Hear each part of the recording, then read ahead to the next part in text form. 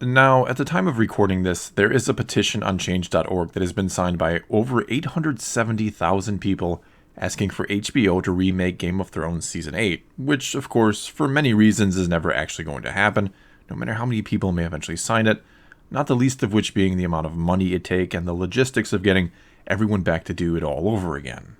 Though I'm fairly certain the person who created the petition in the first place, and close to everyone who's signed it since, realizes it's not actually going to be remade, but they feel this is a good way to express their disappointment and have their voices heard. It's their way to tell HBO and the showrunners Benioff and Weiss that they're not enjoying the ending of this series they've been watching for 8 seasons now.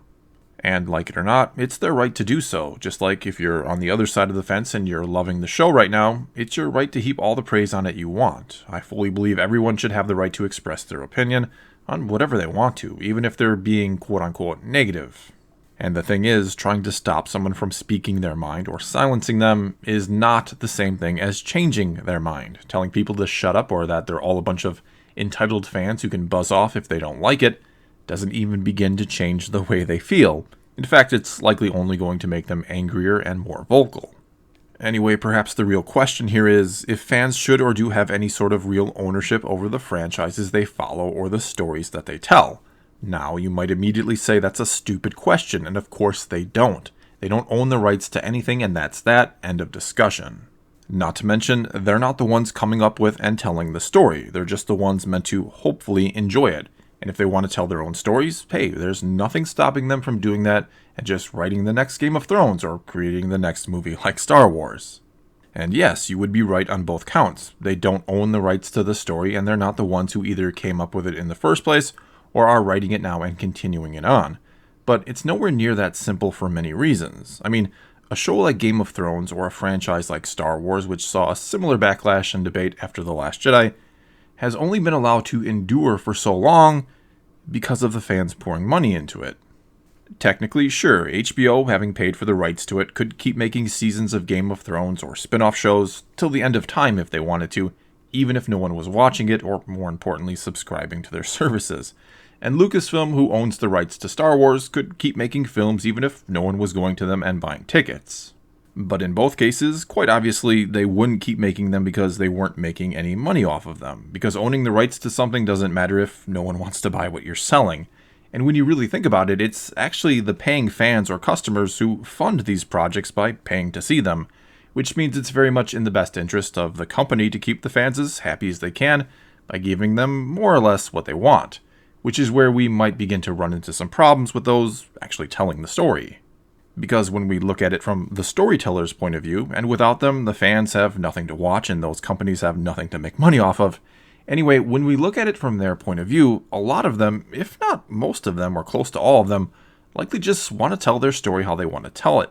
They don't want the fans or even the companies they're basically working for directing and dictating their imaginative works.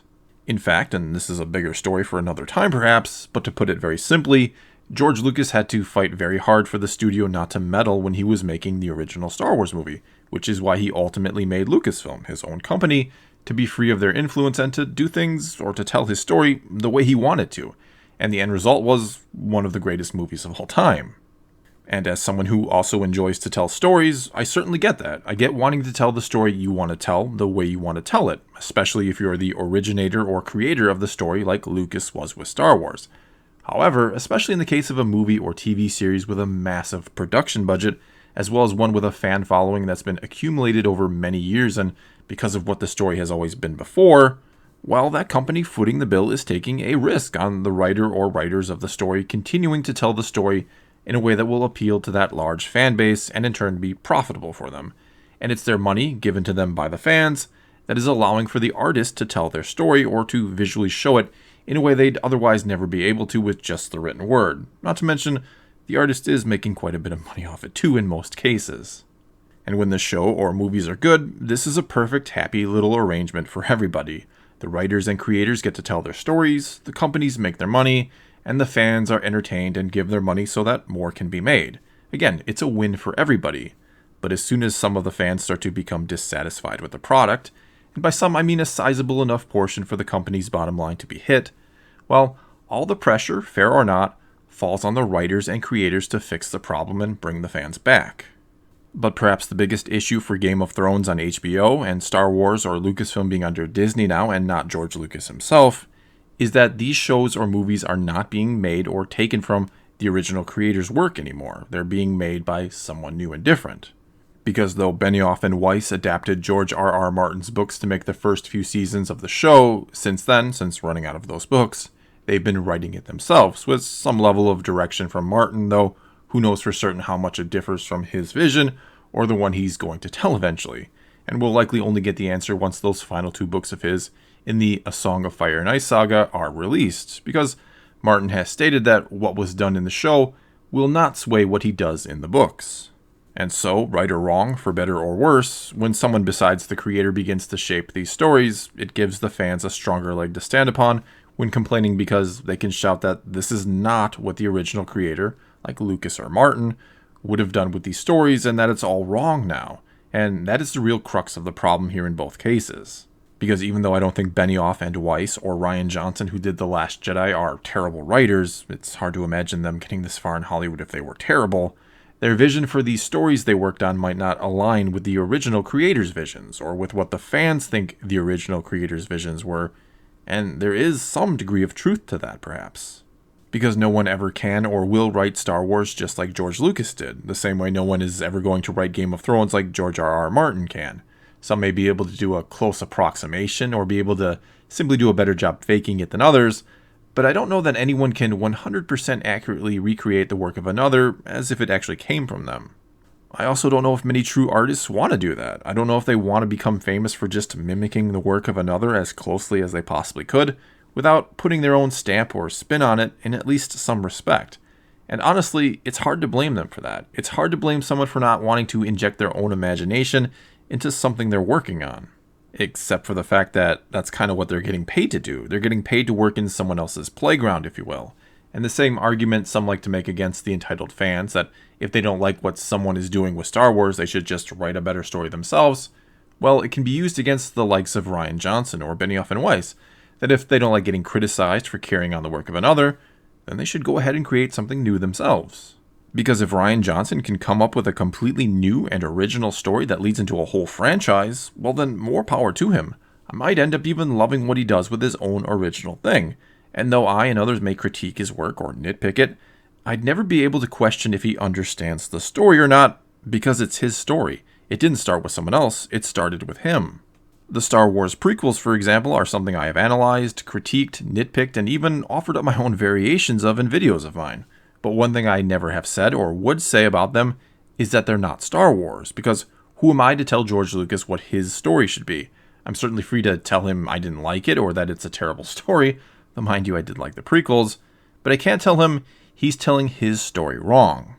However, with Rian Johnson, who's to say he actually knows and understands Star Wars better than any other fan out there? Because again, he didn't create this. Now sure, Lucasfilm gets to make the call about who gets to write and direct these movies, and George Lucas himself can even give someone and their story an endorsement, which does mean quite a bit. But whoever they are, they're still not George Lucas. There's always going to be that shadow of a doubt over anyone who creates in his galaxy, especially the more they want to put their own spin on it. And look, as I've said before, I completely understand the perspective of those who enjoyed The Last Jedi, or those who like Season 8 of Game of Thrones right now because it's so unexpected or took things in a shocking direction. And you like it when an artist gets to tell the story the way they want to tell it. As I've also said before, stagnation will kill anything. Even Star Wars must find a way to remain fresh and relevant, or it too will die eventually. But here's the problem. If it changes too much, it's no longer the same thing that so many people fell in love with in the first place, and they'll stop watching it. And if it doesn't change enough, many others will get tired of the same thing over and over again and be done with it. In other words, when a franchise gets known as one thing, it's very, very hard to turn it into something else. Unless perhaps it's done so gradually, it's hard to even realize the change. But in the case of The Last Jedi and with Season 8 of Game of Thrones, it's hard not to notice the change. So what's the answer here? Are the so-called entitled fans in the right, and those writing these stories should strive to give fans what they want, even though it might end up feeling like eye-rolling fan service at times? Or are those who believe in complete artistic freedom in the right, even though a sudden radical shift in direction may chase away those who didn't want to have their expectations subverted, as they say? Well, here's my take on it, and you're free to share yours in the comments below. In fact, I look forward to reading them. Okay, so I think even the best, most well-told story will get tiring eventually. I think we can all agree upon that, actually. Problem is, the point of fatigue will be different for each and every person following the story. And so your best bet as a storyteller is to end your story before anyone reaches that point, and to always leave your audience both satisfied and wanting more at the same time. Now that's far easier said than done, of course, but in my opinion, it should be the goal of any storyteller, and it's something that George Lucas accomplished quite well with the original Star Wars trilogy. Because even though I always wanted to see what happened after Return of the Jedi, I never felt like I needed to. And that's the problem with the sequel trilogy right now. As I've said before, it's continuing a story that already once had a great conclusion, and it's undoing things just for the sake of being able to carry it on. It's taken this particular story past the point of fatigue for some, and that's why they liked the shakeup with The Last Jedi, because things had gotten stale for them. While for others, they weren't there yet, and wanted the story to carry on and end as expected, more or less. But looking even deeper, the sequel trilogy wasn't made for the sake of the story, which is the real problem here. It was done for the sake of making money for Disney and Lucasfilm. It's lacking the heart and soul behind it of a story that should be told because there was a natural place for its telling. And for me, the greatest failure of the sequel trilogy is that it's done nothing to justify its own existence quite yet, something it needed to do if it wanted to be considered a continuation of the story that ended with Return of the Jedi. Either that, or it should have made it very clear, by not calling itself the sequel trilogy, that it was something separate from what came before it. Game of Thrones has a slightly different problem. It doesn't really want to give you every answer or the most satisfying of endings right now. It wants to keep you hooked. It wants to leave questions unanswered. I mean, why do you think the Night King's story felt lackluster in the end? Well, because HBO could turn his backstory into its own spin-off series and make money off of it. And that's the thing. Movies and shows have to make money. Again, it's the cycle I talked about before. Fans pay to see these stories, those writing and producing them make money and get to make more stories, and then they get to make more money. And nobody stops to consider when a story has run its course. Not the people making money off of it, not the people getting to continue to tell their story, and not those fans consuming it who started off loving and being intrigued by the show and everything about it, and just want that feeling to go on forever. It's an arrangement that everyone wants to go on indefinitely, and so, especially nowadays, that's what happens. That's what these companies try and do. They try to turn everything into a long-running franchise instead of just telling a single good story. And we keep eating them up and wanting them to go on forever, when really, that's just not possible.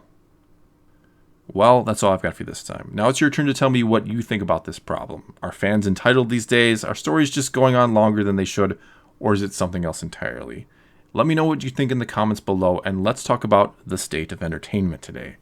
And until next time, thanks for watching.